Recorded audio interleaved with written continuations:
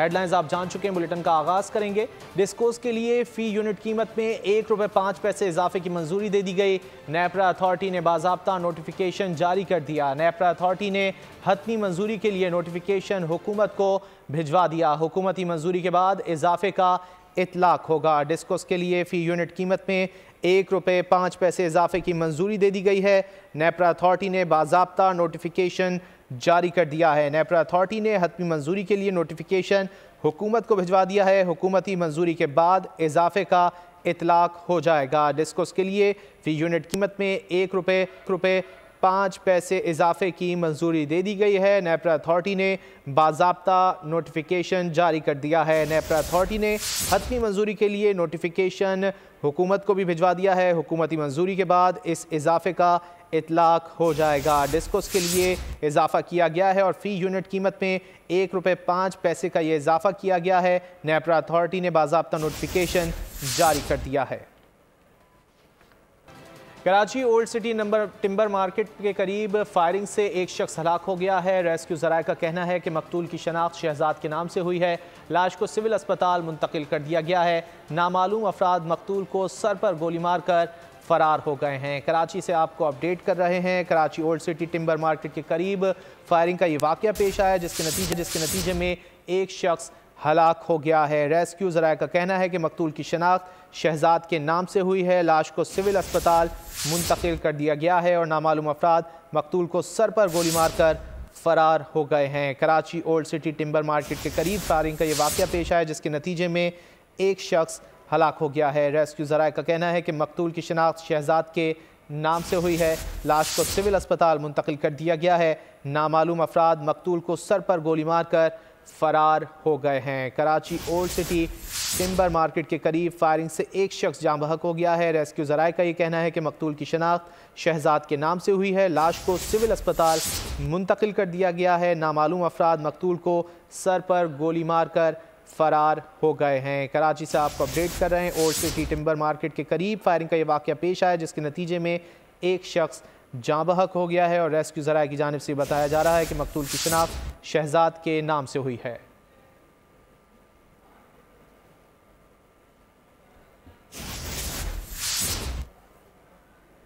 मज़ीद तफसीलात जान लेते हैं मोहम्मद काशान से। काशान, क्या तफसीलात है?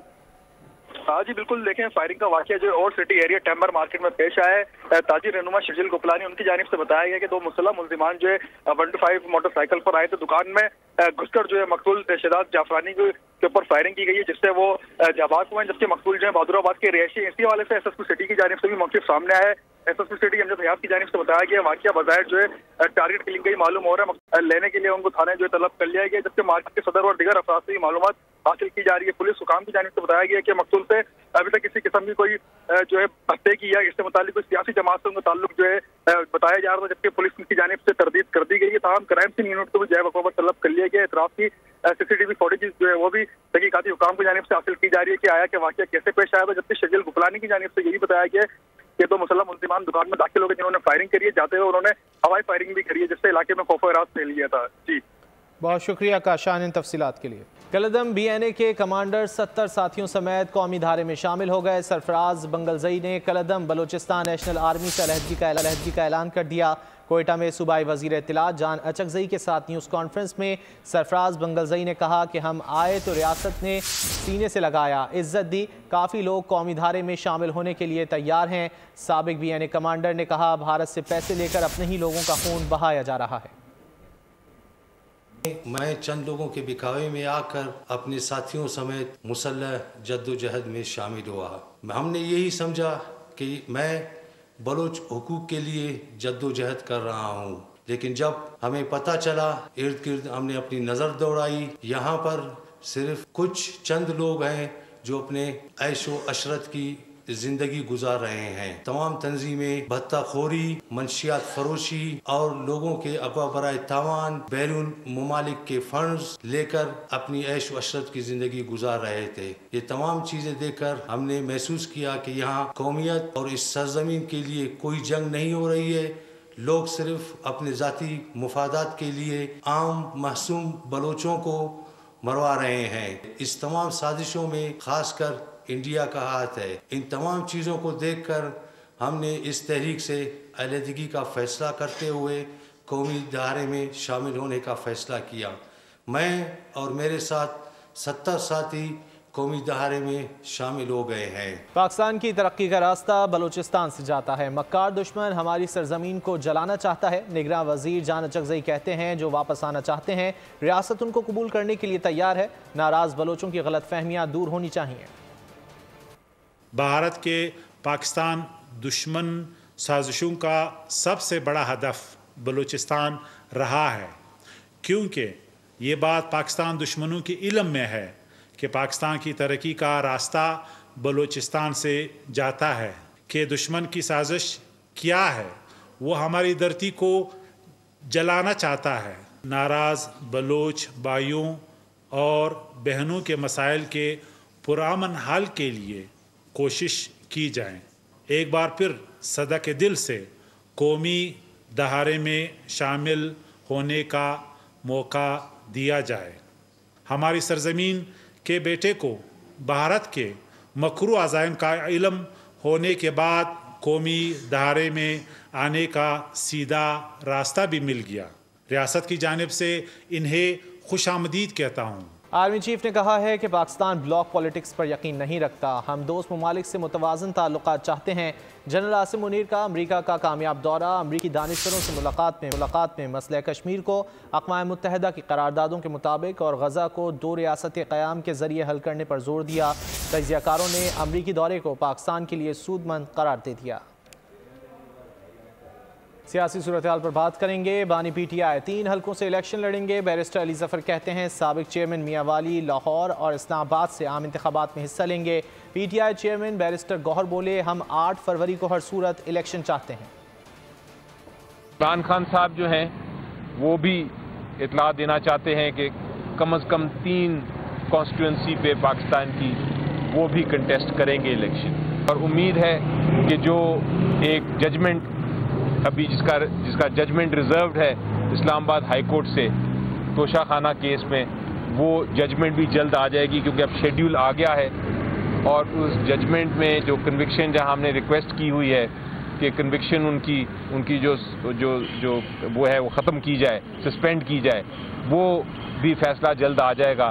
तो 3 कॉन्स्टिट्यूंसी से इमरान खान साहब इलेक्शन लड़ेंगे। कि जितने वर्कर्स हैं उनको भी डायरेक्शन दे दी गई है कि वो अपने अपने नॉमिनेशन पेपर्स फाइल कर दें। जहाँ तक कैंडिडेट्स PTI का ताल्लुक है, प्रायोरिटी यानी उसकी जो तरजीह दी जाएगी वो दी जाएगी उनको जो जेल में हैं, जिन्होंने अपनी सज़ाएं काट रहे हैं या जो बेल्स पे नहीं हैं, और जिन्होंने कुर्बानियाँ दी हैं। एक ऐसे शख्स को इक़्तिदार में लाया गया जिसके अपने पल्ले कुछ नहीं था। उस शख्स के आने से महंगाई बढ़ गई, अब हम किससे गिला करें। नवाज शरीफ का पार्टी रहनुमाओं से खिताब, कहा आज दूध का दूध और पानी का पानी हो रहा है। इलेक्शन की तैयारी पूरी है। जाली केसेस में 150 पेशियां भुगती, सजा पाई।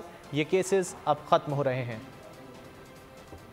जो दूध का दूध और पानी का पानी हो रहा है, जाली केसेस जो बने थे उन खत्म हो गए हैं। 3 हेयरिंग्स में ही उन्होंने उठा के बाहर फेंका। इन्हीं जाली केसेस में मैंने, मरियम ने अपने केसेस में और फिर शहबाज साहब ने अपने केसेस में जो इनके खिलाफ थे, ये बाएं दाएं सब वो बैठे हैं जिनके खिलाफ झूठे केसेस बनाए गए। मैंने 150 के करीब मैंने पेशियां भुगती और सजा पाई, झूठे केसेस में सजा पाई। और वही सजाएं जो हैं आज हाई कोर्ट में, उन्होंने कहा जी कि इसका तो कोई सबूत ही नहीं है, कोई एविडेंस ही नहीं है, अब किससे कोई गिला करे। जो हम पे गुजरी सो गुजरी, लेकिन जो मुल्क पे गुजरी है उसका दुख मेरे ख्याल हर पाकिस्तानी को है। एक ऐसे शख्स को लाना था इक़्तिदार में जिसके पल्ले कुछ भी नहीं था, यानी हमें निकालना था, उसको लाना था, ये एजेंडा था। और उसको लाने के लिए उसको सादिक और अमीन डिक्लेयर कर दिया और उसको ले आए और देखें उसने क्या मुल्क का भट्ठा बिठाया होगा। नवाज शरीफ का 7 हलकों से इलेक्शन लड़ने की तैयारी। पार्टी ज़राए का कहना है लीगी कायद को लाहौर, कराची और मानसहरा से इलेक्शन लड़ने की तजवीज़ दे दी है। मरियम नवाज़ को कौमी असम्बली के 11 हलकों से इलेक्शन लड़ने की तजवीज़। मरियम नवाज़ लाहौर में कुलसूम नवाज़ के हलके से भी कौमी असम्बली की सीट पर उम्मीदवार होंगी। मरियम नवाज़ को पंजाब समेत सिंध से इलेक्शन लड़ने की तजवीज़ दी गई है।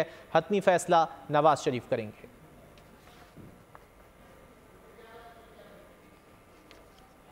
मुस्लिम लीग नून पार्टी के मुश्किल दौर में कुर्बानियाँ देने वाली ख़वातीन कारकुनों को इंतखाबी टिकट देने में तरजीह देगी। मुस्लिम लीग नून के मरकज़ी पार्लिमानी बोर्ड इजलास की अंदरूनी कहानी बोल न्यूज़ सामने ले आया है। नवाज शरीफ ने कौमी और सूबाई असम्बलियों के लिए ख़वातीन उम्मीदवारों से खुद सवाल जवाब किए हैं। ख़वातीन उम्मीदवारों की पार्टी के लिए खिदमात, गुज़िश्ता कारकर्दगी, काबिलियत, अहलियत से मुतालिक भी पूछा गया है। नून लीग पार्टी की तालीम याफ्ता और अपोजिशन को अच्छे अंदाज से जवाब देने की सलाहियत वाली ख़वातीन को तरजीह देगी। मज़ीद तफसीलात जान लेते हैं बोल न्यूज़ के नुमाइंदा खुसूसी अखलाक बाजवा से। अखलाक, क्या तफसीलात हैं? जी बिल्कुल, पार्टी ज़राए के मुताबिक इजलास में कायद नवाज शरीफ ने ख़वातीन उम्मीदवारों से खुद जो है वो सवाल जवाब किए और ख़वातीन रहनुमा और कारकुनान की गुज़श्ता कारकर्दगी, काबिलियत और अहलियत वाले तमाम तर डाटा जो है वो नवाज शरीफ के पास पहले से मौजूद था। पार्टी ज़राए के मुताबिक नवाज शरीफ की जानिब से ख़वातीन कारकुनान से उनकी अब तक की पार्टी के लिए की गई खिदमत बारे सवालात किए गए और नवाज शरीफ ने साबका असम्बलियों में अराकीन रहने वाली ख़वातीन उम्मीदवारों से उनकी कारकर्दगी बारे ज़्यादातर जो सवालात हैं वो किए और उनसे पूछा गया कि आपने असम्बली बिजनेस में अपना कितना हिस्सा डाला, मुफाद आमा के लिए आपकी ईवान में क्या कारकर्दगी रही। और नवाज शरीफ ने साबका ख़वातीन अरकान असम्बली से मज़ीद सवाल करते हुए पूछा कि मुफाद आमा के लिए आपने बतौर पार्लियामेंटेरियन क्या किरदार अदा किया और मुश्किल दौर में लीगी क़यादत की गिरफ्तारी और अदालतों में पेशी के मौके पर आप कितनी बार और कितनी कारकुनों के साथ जो है वो अदालत और अदालत के बाहर पहुंची हैं। नवाज शरीफ की जानिब से जो है वो मुखलिस, मुतहरक और फार ख़वातीन की कारकुनों के लिए खुसूसी शफकत भरे अल्फाज का भी इस्तेमाल किया गया और उनका ये कहना था कि जिन ख़वातीन कारकुनान ने मुश्किल दौर में पार्टी के लिए कुर्बानियाँ दी हैं उन्हें कभी नहीं भूल सकता। पार्टी के लिए जानो माल से कुर्बानी देने वाली ख़वातीन कारकुनान को किसी न किसी सूरत लाजमी जो है वो बैकअप करेंगे। नवाज शरीफ का मजीद कहना था कि पार्टी का पढ़ी लिखी ख़वातीन और हज़्ब मुखालिफ का ऐसे अंदाज में जवाब देने की सलाहियत रखने वाली ख़वातीन को भी तरजीह फहरिस्त में शामिल किया जाएगा। जी, बहुत शुक्रिया अखलाक बाजवा इन तफसीलात के लिए। लाहौर हाईकोर्ट ने यक जुम्बिश कलम इंतखाबी अमल को डीरेल कर दिया। हाईकोर्ट का फैसला मुअत्तल किया जाता है। सुप्रीम कोर्ट ने आम इंतखाबात केस का 6 सफ़ात पर मुश्तमिल तहरीरी हुक्मनामा जारी कर दिया। हुक्मनामे में कहा, सुप्रीम कोर्ट का हुक्म वाज़ेह था, कोई भी जमहूरी अमल में खलल नहीं डालेगा। बैरिस्टर उमैर नियाजी ने बज़ाहिर जमहूरी अमल डीरेल करने की कोशिश की, क्यों ना उनके खिलाफ तौहीन अदालत की कार्रवाई की जाए। हुक्मनामे में यह भी कहा गया है कि DROs और ROs को ख़ास तौर पर इंतखाबात के लिए तैनात नहीं किया गया। तैनात किए गए अफसरान पहले से ही बतौर इंतज़ामी अफसर फ़राइज़ अंजाम दे रहे हैं।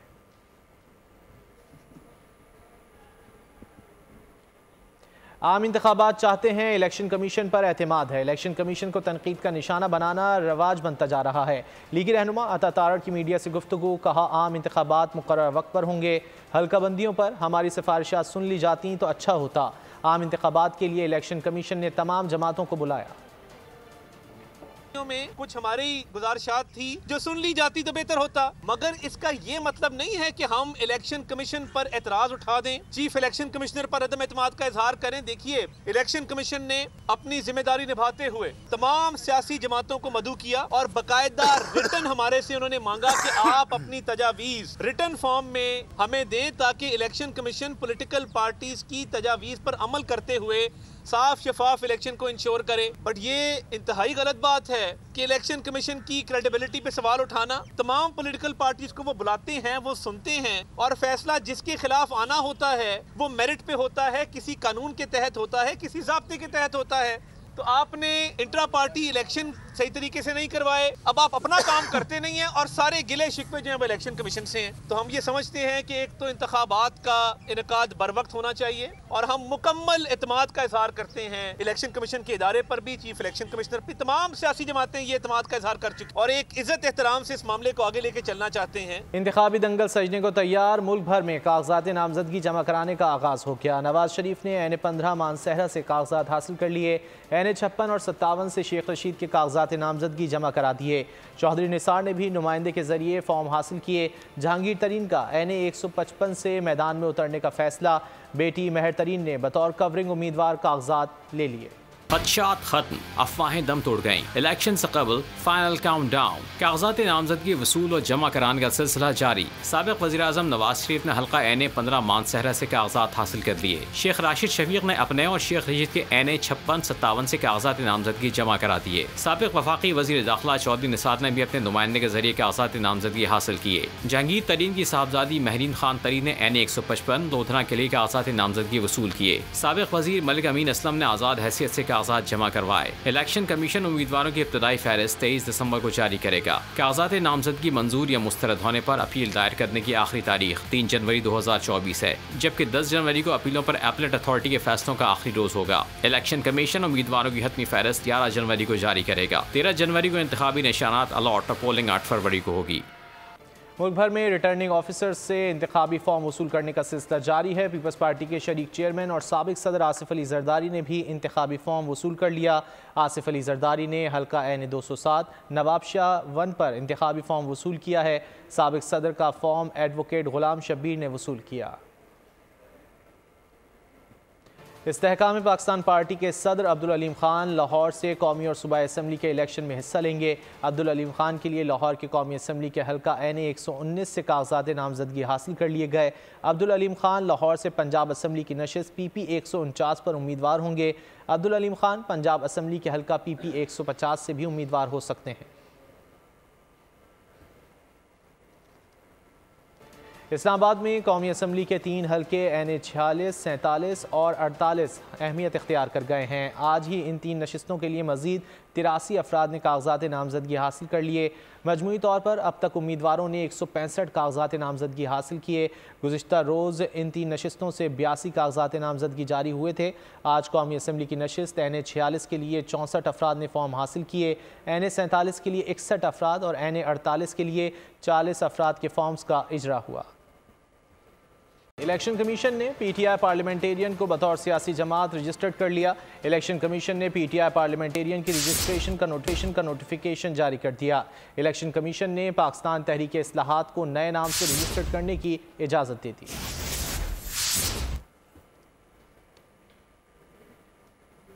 कागजात नामजदगी के लिए 3 रोज़ कम है, वक्त बढ़ाया जाए। JUI और MQM ने चीफ इलेक्शन कमिश्नर को खतूत लिख दिए।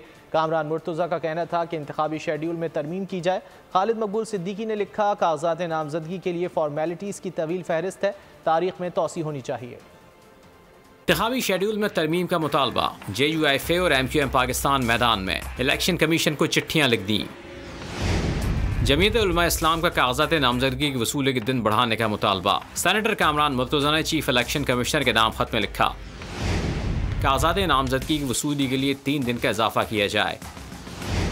स्क्रूटनी का वक्त 7 से कम करके 4 दिन किया जा सकता है। वक्त कम करने से पोलिंग 8 फरवरी को कराना मुमकिन होगा। मुत्तहदा कन्वीनर खालिद मकबूल सिद्दीकी ने लिखा, कागजात नामजदगी के लिए 20 से 22 दिसंबर का वक्त बहुत कम है। फॉर्मेलिटीज़ की एक तवील फहरिस्त है। इलेक्शन कमीशन से दरख्वास्त है कि कागजात नामजदगी जमा कराने की तारीख में तोसी की जाए। कराची क्या पूरे सिंध में कोई काम नहीं किया गया। 15 साल से हुक्मरान जमात ने कुछ नहीं किया। MQM रहनुमा मुस्तफ़ा कमाल ने NA 242 और PS 111 से इलेक्शन फॉर्म जमा करा दिया। कहते हैं कोई जगह तो दिखाएं जहां फंड्स खर्च किए गए हों। कराची तरक्की करेगा तो पाकिस्तान तरक्की करेगा। सूबे में 22,000 अरब खर्च करने के दावे किए गए। कराची क्या पूरे सिंध में कोई काम नहीं किया गया। 15 साल से हुक्मरान जमात ने कुछ नहीं किया। MQM रहनुमा मुस्तफ़ा कमाल ने NA 242 से फॉर्म जमा करा दिया।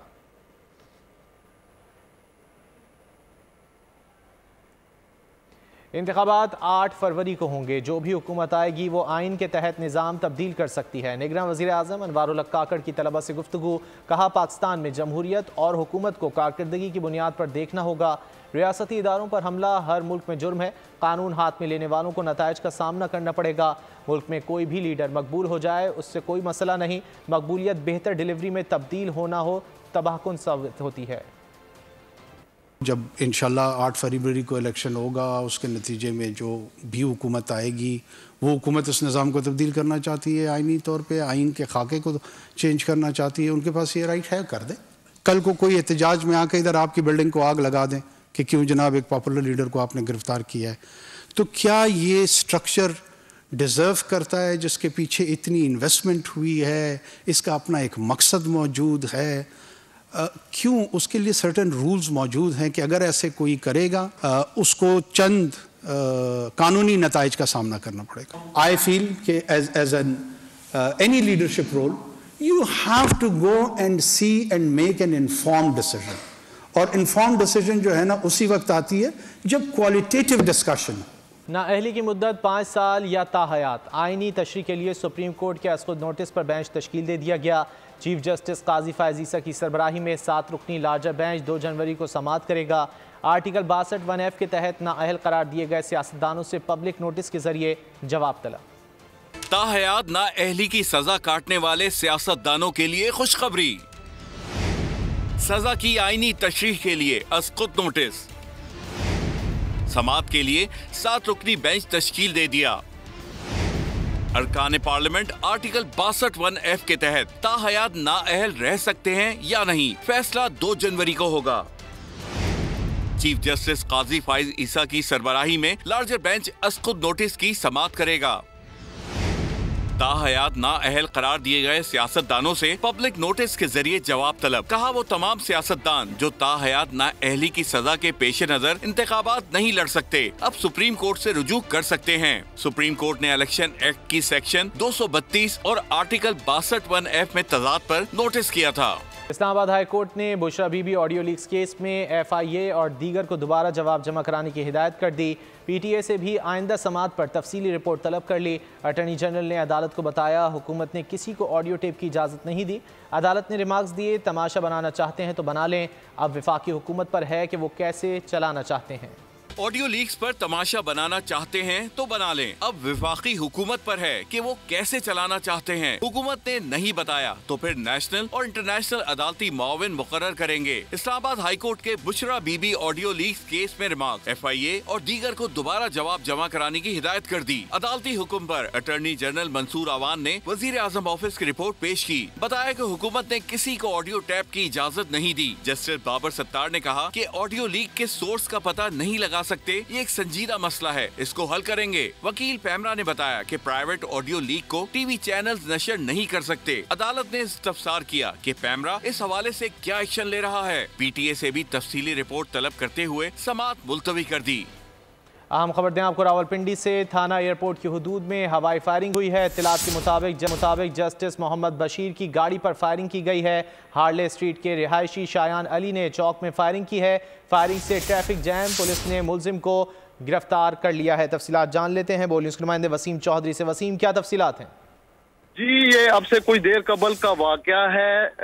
एहतसाब अदालत के जज जो है वो एयरपोर्ट के इलाके से गुजर रहे थे कि शयान नामी हार्ले स्ट्रीट का नौजवान था जिसने हवाई फायरिंग की और उसके बायस जो है दोनों अतराफ की ट्रैफिक जो है वो रुक गई, क्योंकि सरेआम जो है नौजवान फायरिंग कर रहा था। इसलिए फौरी तौर पर पुलिस ने कार्रवाई करते हुए नौजवान को गिरफ्तार कर लिया है। जी, मजीद क्या मालूम हो सका वसीम, किसे निशाना बनाने की कोशिश की गई थी या किसी और वजह से ये फायरिंग का वाकया पेश आया? जी, इब्तदाई तौर पर अभी पुलिस का कहना है कि वो तमाम जावियों से तहकीकात उन्होंने शुरू कर दी है। इब्तदाई तौर पर यही बताया गया है कि ये हार्ले स्ट्रीट का नौजवान था जिसने जिस वक्त जो है एहतसाब अदालत के जज जो है वो भी उसी रोड से गुजर रहे थे। जी वसीम, ये मालूम हो सका, कंफर्म हो सका ये हवाई फायरिंग थी या फिर जस्टिस मोहम्मद बशीर की गाड़ी पर फायरिंग की गई है? जी, अभी इब्तदाई तौर पर पुलिस का ये कहना है कि नौजवान जो है वो चौक में खड़े होकर फायरिंग कर रहा था, जिसे रंगे हाथों पकड़ा गया है और वो हवाई फायरिंग कर रहा था। जी वसीम, ये भी बताएगा जिस शख्स को गिरफ्तार किया गया उसके बारे में पुलिस की जानिब से क्या बताया जा रहा है?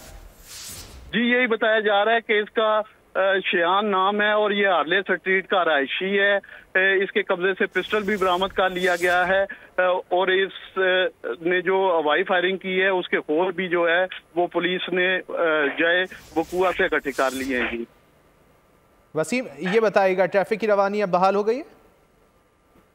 जी, जिस वक्त वाकया पेश आया था उस वक्त दोनों अतराफ की ट्रैफिक जो थी वो फायरिंग की वजह से खौफो और रास फैल गया था। उस वजह ट्रैफिक उस वक्त जो है वो ट्रैफिक रोक दी गई थी। ताहम उसके बाद ट्रैफिक पुलिस एहलकार भी जो है वो कुआ पर पहुंच गए थे और पुलिस भी जो है वो भारी नफरी में पहुंची थी। उसके बाद दोनों अतराफ की ट्रैफिक जो है वो इस वक्त खोल दी गई है। जी, ट्रैफिक की रवानी बहाल कर दी गई है। बहुत शुक्रिया। वसीम चौधरी हमें आगाह कर रहे थे। रावलपिंडी से खबर दे रहे हैं आपको। थाना एयरपोर्ट की हदूद में हवाई फायरिंग का ये वाक़या पेश आया। इत्तलात के मुताबिक जस्टिस मोहम्मद बशीर की गाड़ी पर फायरिंग की गई है। हार्ले स्ट्रीट के रिहायशी शायान अली ने चौक में फायरिंग की। फायरिंग से ट्रैफिक जैम हुआ। पुलिस ने मुलजिम को गिरफ्तार कर लिया है, जिसके बाद ट्रैफिक की रवानी भी बहाल कर दी गई है। एहतिसाब अदालत के जज हैं मोहम्मद बशीर, उनकी गाड़ी के करीब फायरिंग का ये वाक़या पेश आया है। थाना एयरपोर्ट की हदूद में ये फायरिंग का वाक़या पेश आया है। इब्तिदाई तौर पर पता चल रहा है कि ये हवाई फायरिंग है और इत्तलात के मुताबिक जस्टिस मोहम्मद बशीर की गाड़ी पर फायरिंग की गई है। हार्ले स्ट्रीट के रिहायशी शायान अली ने चौक में फायरिंग की। फायरिंग से ट्रैफिक जैम हुआ। पुलिस ने मुलजिम को गिरफ्तार कर लिया है और पुलिस की जानिब से मज़ीद तहकीकात इस वक्त की जा रही हैं। रावलपिंडी से आपको अपडेट कर रहे हैं। थाना एयरपोर्ट की हदूद में हवाई फायरिंग का ये वाक़या पेश आया है। इत्तलात के मुताबिक जस्टिस मोहम्मद बशीर की गाड़ी पर फायरिंग की गई है। हार्ले स्ट्रीट के रिहायशी शायान अली ने चौक में ये फायरिंग की है। फायरिंग से ट्रैफिक जैम हुआ है और पुलिस ने मुलजिम को गिरफ्तार कर लिया है और इस वक्त ट्रैफिक की रवानी बहाल कर दी गई है। रावलपिंडी से आपको अपडेट कर रहे हैं। थाना एयरपोर्ट की हदूद में हवाई फायरिंग का ये वाक़या पेश आया है और इत्तलात के मुताबिक एहतिसाब अदालत के जज जस्टिस मोहम्मद बशीर की गाड़ी पर फायरिंग की गई है। हार्ले स्ट्रीट के रिहायशी शायान अली ने चौक में फायरिंग की है और फायरिंग से ट्रैफिक जैम हुआ। पुलिस ने मुलजिम को गिरफ्तार कर लिया है। एहतिसाब अदालत के जज जस्टिस मोहम्मद बशीर की गाड़ी के करीब फायरिंग का ये वाक़या पेश आया है और मुलजिम को गिरफ्तार कर लिया गया है। पुलिस की जानिब से मज़ीद तहकीकात भी की जा रही हैं। रावलपिंडी से आपको अपडेट कर रहे हैं। थाना एयरपोर्ट की हदूद में हवाई फायरिंग का ये वाक़या पेश आया है। इत्तलात के मुताबिक जस्टिस मोहम्मद बशीर की गाड़ी के करीब फायरिंग का ये वाक़या पेश आया है। हार्ले स्ट्रीट के रिहायशी शायान अली ने चौक में फायरिंग की है।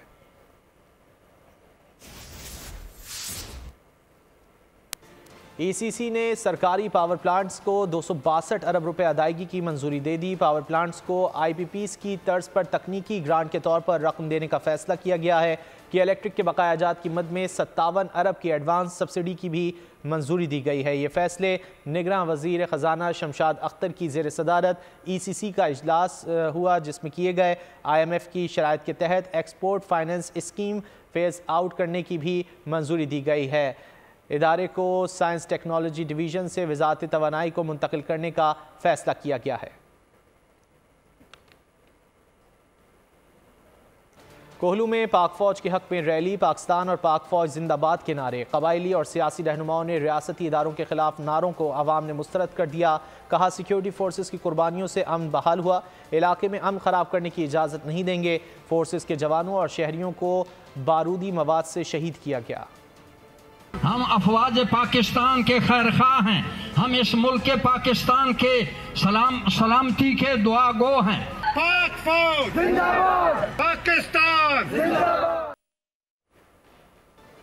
दुनिया में टेक्नोलॉजी की मदद से ही तरक्की मुमकिन हुई। तलबा को तस्खीर और दरियाफ्त पर तवानाई सर्फ करना चाहिए। निगरान वज़ीर आज़म अनवारुल हक काकड़ ने JIK में खिताब तालीमी इदारे मेरे दिल के करीम हैं। उन लोगों की तारीफ़ करता हूँ जिन्होंने इस इंस्टीट्यूट का तसव्वुर पेश किया। First impression of the institution was wow. Not just by the infrastructure that the pioneers designed that, but the ambience, the students, the kind of energy they had. My complete appreciation for the people who envisioned such an institute. The process of creativity is ongoing. You respond to a challenge of nature, you conquer it, you have it, and here you go, you have another one. You get through that, you have full authority and control over it, and you have another one. So that is the indefinite journey of mankind. And I'm so pleased that in this entire larger picture of the universe, a small, humble contribution is being done by Pakistan through its tool and arm of JIK. और अब कुछ दीगर खबरें। अदाकारा मीरा कहती हैं ऐसा जीवन साथी चाहिए जिसको सिर्फ मुझसे मोहब्बत हो। बोल न्यूज़ से खुसूसी गुफ्तगू में मीरा ने कहा कि मुझे हमेशा अच्छे बजट का इशू रहा है, बजट अच्छा होगा तो काम करूंगी। मजीद उनका क्या कहना था आपको सुनवाते हैं। जी, आपने जीवन साथी के लिए दुआ मांगी थी अल्लाह से, आज दुल्हन के लिबास में वॉक कर रही हैं, तो कैसा जीवन साथी अल्लाह से मांग रही हैं आप? पोस्ट की थी आपने कुछ अर्सा पहले। के लिए सबसे ज़्यादा मैं सबसे ज़्यादा उनको सबसे ज़्यादा मेरे मुझसे प्यार हो। मैं प्रोफेशनली काम करती हूँ और पैसे होंगे तभी मैं काम करूँगी, मैं पैसों के बगैर काम नहीं करती। मेरे कहने का मकसद है कि प्रोफेशनली और बजट के इश्यूज़ हैं, तो जब मुझे बजट मिलेगा तो मैं डेफिनेटली काम करूँगी। शाम के बजेंगे 7 होगी इनामात की बरसात, कह कहूँ की भरमार यानी एंजॉयमेंट लगातार। हर हफ्ते और इतवार मिलेंगे करोड़ों के प्राइज, खेलेगा पूरा पाकिस्तान। गेम शो ऐसे चलेगा, आ रहा है फिर से एक बार। वो कहते हैं ना, नेवर स्टॉप ड्रीमिंग। तो बस अब ब्रेक हुई खत्म, इस बार सब कुछ नया होगा। ना टिकटॉकर्स ना यूट्यूबर्स, सिर्फ और सिर्फ ऑडियंस, बाइक्स, गाड़ियां, सोने के सेट और लाखों के कैश इनामात, नए गेम्स और नए सेगमेंट्स के साथ। अगर खेला अपने जोर पर तो देखना लोग सेल्फी लेंगे दौड़कर। अब फिर से गेम शो ऐसे चलेगा। गेम शो ऐसे चलेगा, हफ्ता इतवार शाम 7 बजे। सब्सक्राइब करें और बेल दबाएं ताकि कोई खबर रह न जाए।